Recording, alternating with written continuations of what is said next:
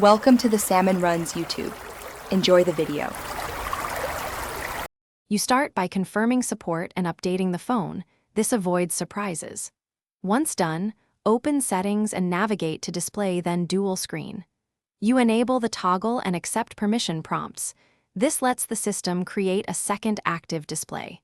Make sure you keep the phone awake during activation, and if prompted, sign into the same account or grant network access. Doing these first steps prepares the device, so the pairing step will proceed without delays or permission errors. You now pair the second screen using Wi-Fi Direct or a USB-C cable, depending on your accessory. Once connected, open the dual screen control panel and choose which apps you want on each display. You'll arrange orientation and refresh rate to balance performance and battery life, and you can drag app windows between screens to test behavior. Make sure to save an app pairing if you plan to use the same split often. That speeds future launches and preserves your layout preferences automatically. Finish by testing interactions.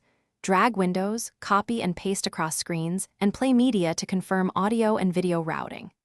If you encounter lag or stuttering, reduce the second screen's refresh rate, close heavy background apps, or switch from wireless to a wired connection for lower latency. If the second display isn't detected, reboot your phone, re-enable dual screen in settings, and repair the device. That simple restart resolves most connection and permission glitches quickly, so you can get back to using both screens. Thanks for watching. Consider subscribing if we helped you.